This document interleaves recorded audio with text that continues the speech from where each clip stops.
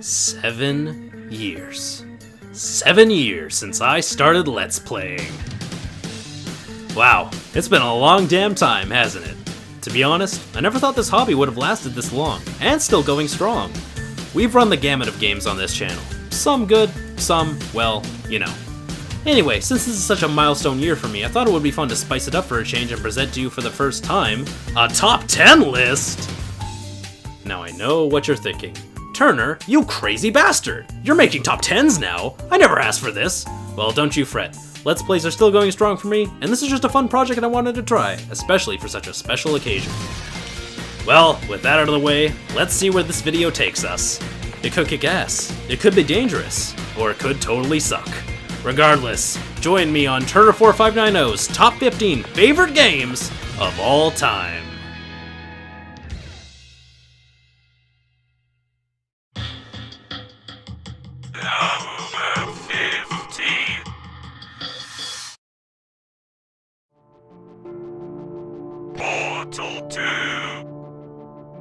Kicking off the list is one of Valve's many established series, Portal, specifically its sequel. Portal 2 took the enclosed, sterile testing labs of the original and gave them a new coat of paint, by tearing everything up, putting the occasional patch of grass in, and at some points expanding the room to ridiculous sizes. The story also got a boost as well, with the fantastic Stephen Merchant as your bumbling guide Wheatley, J.K. Simmons as a ridiculous tycoon Cave Johnson, and of course Ellen McLean reprising her role as the rogue AI running the joint, GLaDOS. An action puzzle platformer that's double the length of its predecessor and has an entirely separate co-op campaign to boot, Portal 2 is, at least for me, the finest game Valve has ever crafted. Well, until Half-Life 3 comes out.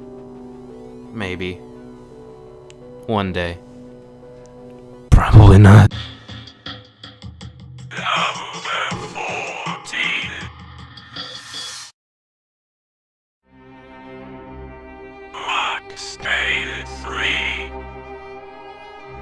The series that brought bullet time from the big screen to the CRT, Remedy's bullet time action series was in limbo for almost a decade before Rockstar revived it and brought it to the next generation.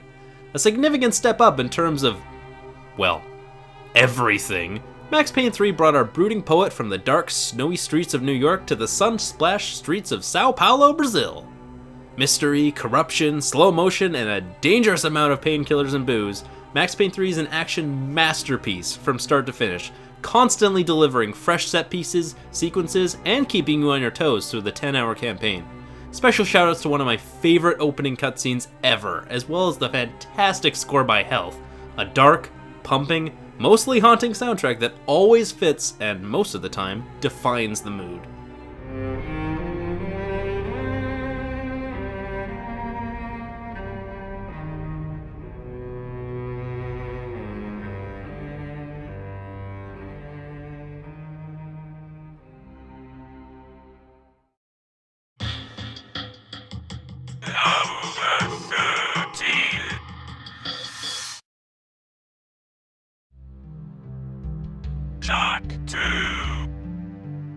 Man, talk about a crazy direction for a series to go. From humble beginnings with the original platforming collectathon, Naughty Dog's 2003 sequel had the platforming take a backseat to a GTA-style sandbox, filled with tons of missions, engaging characters, and a story that even involves time traveling. Even with the drastic shift in gameplay, it still proved to be a hell of a game, and one of the defining games of my childhood. In fact, most of the games that made me who I am now were part of the Ratchet & Jack series. Thinking back on it, Jak 2 was probably the first game I had ever been truly hyped about, after seeing an advertisement for the game in a magazine, and I'm glad to say it didn't disappoint. Unlike Desert Level the game. Or Combat Race. Oh god damn!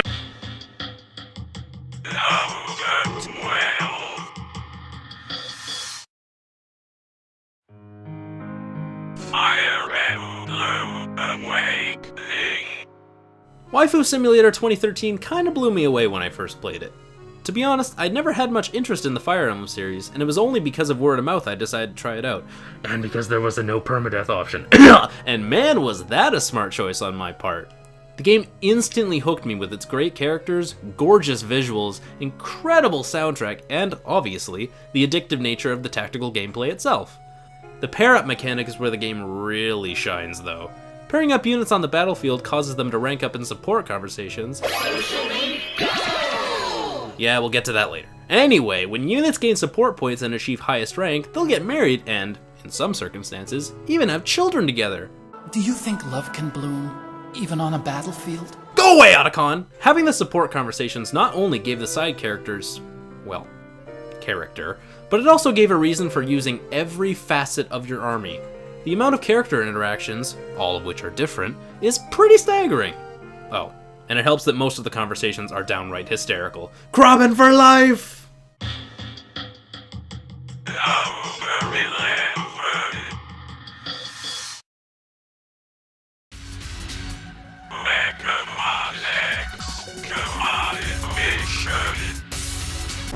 Wait a minute. Turner put the crappy JRPG spin-off on this list instead of X1?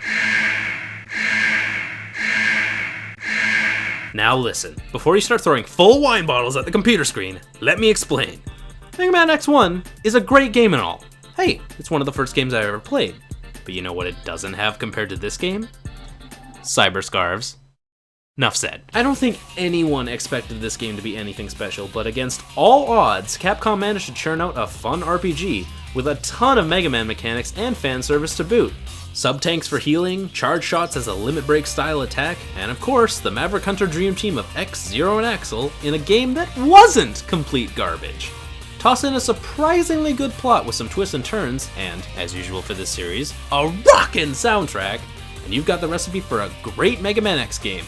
And just great game in general. Hey, still better than the majority of the series, am I right?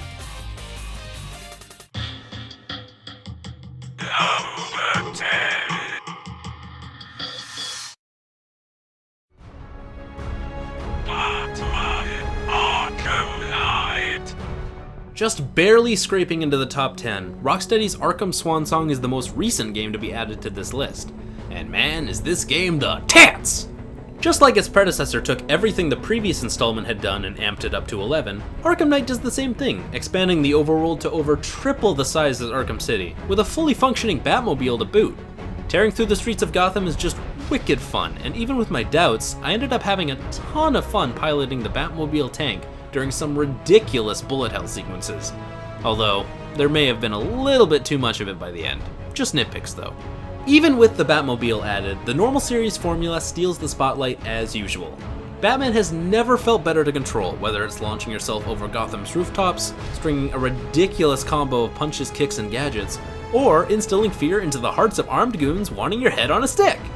Pair that with the fantastic story with a game-changing sequence pretty early on that I wouldn't dare spoil, and you've got yourself a game that finally lets you be the Batman.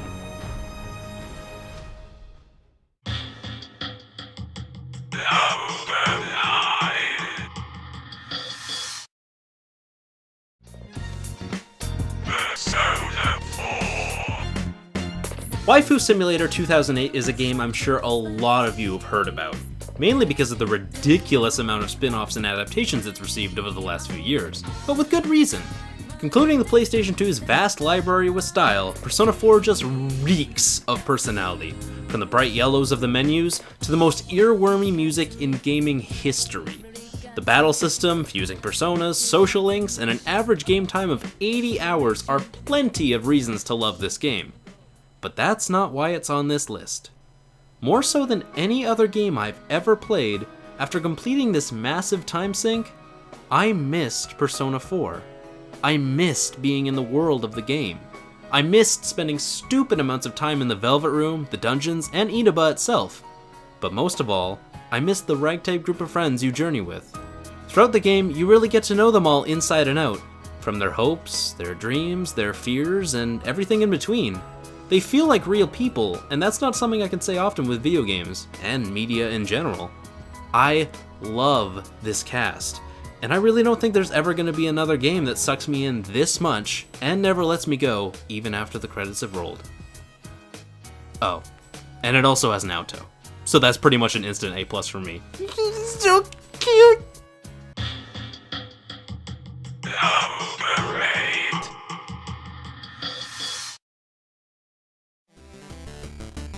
Shovel Knight.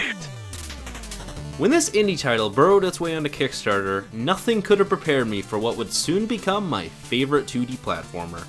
Shovel Knight doesn't do anything too groundbreaking, but what it does have in spades is heart. Yacht Club Games' appreciation for the games of old really digs deep, but the game still manages to be its own entity rather than just a dirt cheap imitation. Perfected platforming, great level and character design, and a head-banging chiptune soundtrack from Jake Kaufman all serve to prove that this little gem is anything but shovelware. But the developers haven't thrown in the trowel just yet. With a playable Plague Knight campaign already completed and several more free DLC additions on the way, Yacht Club Games isn't ready to ditch this series anytime soon, and I couldn't be happier. So I guess you could say my final verdict for Shovel Knight is, I dig it.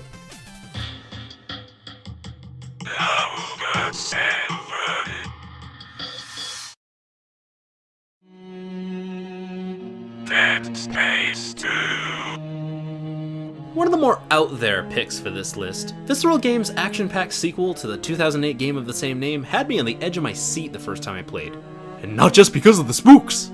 Dead Space has always been more of an action horror game than a survival one, and the developers put those ideas into full force, polishing the gameplay mechanics to a brilliant shine, regardless of the lighting conditions you're in for most of the game. And I could go on about how great all of that crap is, or I could address what really matters. The greatest completion bonus of all time. This! Boom! Finger! All it takes is a simple and or, and anything I point at will cease to exist! Nobody is safe for this thing! Not the necromorphs, not timemen, not even Straws! Whoa!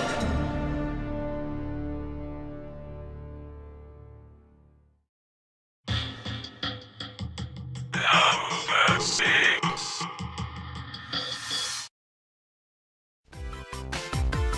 Sonic Generation. The game that finally broke the dreaded Sonic cycle, Sonic Generations was a return to form for the Blue Blur. Expanding on the 3D day stages from Sonic Unleashed and the mostly 2D levels of Sonic Colors, Generations flawlessly merged the two in the form of classic Sonic and modern Sonic. One Hedgehog's gameplay focused more on precision platforming, with some speed thrown in, and the other Hedgehog focused on boosting to win! Joking aside, this game was everything I had been wanting from the series since I began playing it.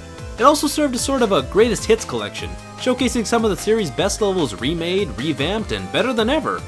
That mentality even extends to the bosses too, bringing back some of the biggest bads from the Hedgehog's past to duke it out once more. In glorious HD! Being a Sonic fan can be a tough occupation sometimes, but when games like these roll around, it almost makes trudging through all the bad games worth it. Almost. Number 5. The Legend of Zelda Skyward Sword. Wait a minute. Turner put this motion control garbage on the list instead of Ocarina of Time?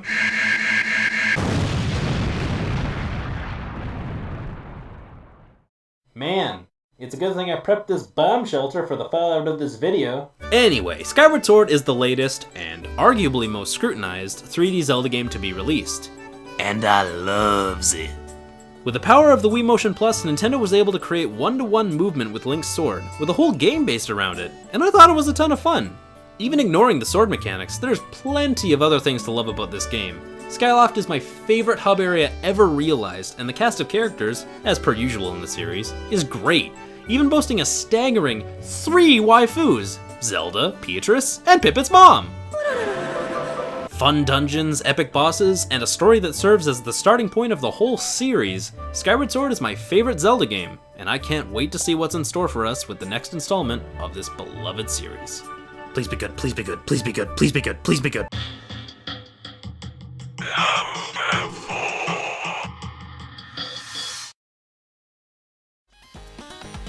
Paper Mario: The Thousand-Year Door. Rounding out the RPGs on this list, this 2005 sequel is my personal favorite of the genre. Taking everything the original N64 game did and expanding on it in some great ways, Paper Mario 2 really went the extra step to make everything feel like paper, giving our mustachioed hero some new abilities such as becoming a paper airplane, paper boat, and more. It also goes without saying that the battle mechanics are just perfect. Mario RPGs, whether it be Mario & Luigi or Paper Mario, have always had a huge emphasis on action commands, keeping you engaged in the battle while you and your partners are attacking, and that still holds up even today. The whole audience interaction thing also goes a long way in making this my favorite RPG battle system to date. Throw in some of the most hilarious writing a video game has ever had, and a lengthy story with some pretty crazy turns you won't see coming, and you have yourself a Mario adventure that is the polar opposite of paper thin. Why can't we get another game like this, Nintendo? Why? Why would you do this to me? Why? Number 3.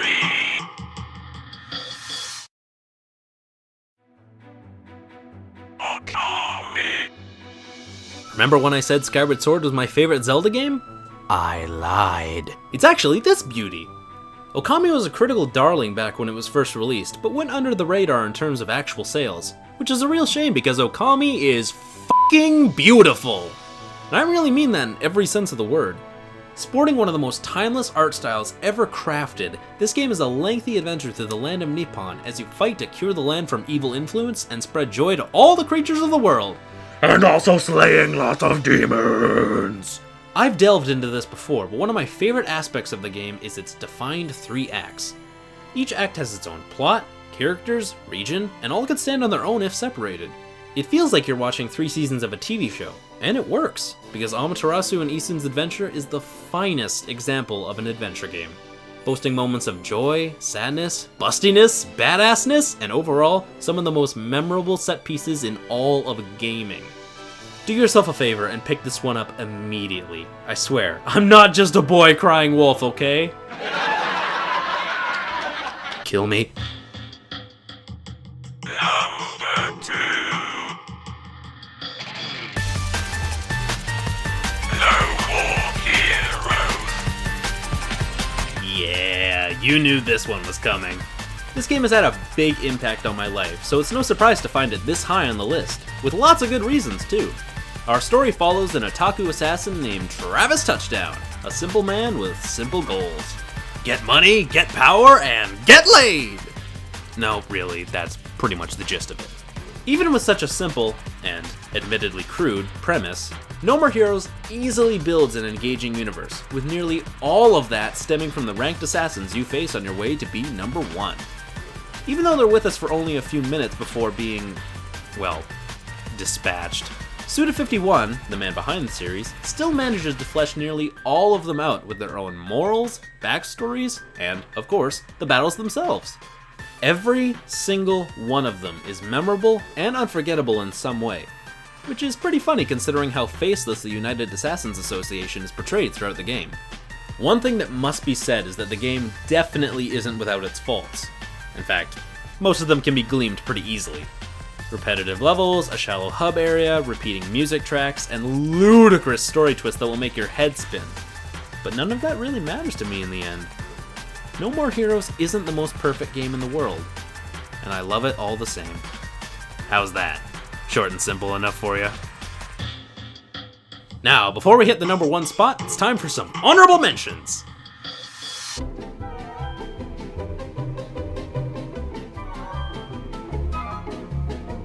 And with that out of the way, it is finally time to unveil Number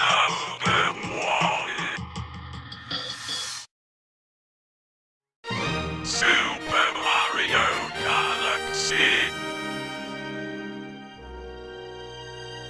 And here we are, our last stop, our final destination, the best game I have ever played, and it is pure platforming bliss. Super Mario Galaxy is my favorite game for reasons too numerous to count, but I'm gonna try. An epic story, new characters, gorgeous visuals, a beautiful orchestrated score, game-changing gravity mechanics, over 240 stars to collect in galaxies such as Good Egg, Honey Hive, Space Junk, Battle Rock, Beach Bowl, Ghostly Mansion, Gusty Garden, Freeze Flame, Dusty Dune, Gold Leaf, Sea Slide, Toy Time, Deep Dark, Dreadnought, Multi-Molten, over 24 mini galaxies, and even the center of the universe! You might also be wondering why I prefer the original over its 2010 sequel. While that game has just as many positives as this one, it doesn't have the same oomph to it, feeling more like an expansion on the ideas that the original created in the first place. Still wonderful, but just not as special. Platformers have always been my favorite genre, so it really should be no surprise that this intergalactic adventure takes the top spot. Only time will tell if Nintendo, or anybody for that matter, makes another game to top this one, but if I was a gambling man, I'd say all signs point to the next 3D Mario adventure.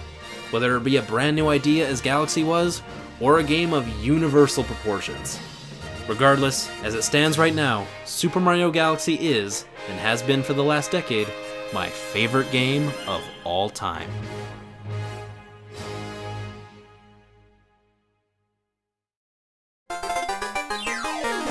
Well, that was fun, wasn't it?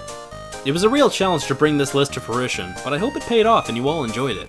Feel free to sound off in the comments below what you thought of the video and what some of your favorite games are. Are any of the games on my list also on yours? Again, thanks so much for watching, and here's to another 7 years of videos. See you next time, guys. Bye.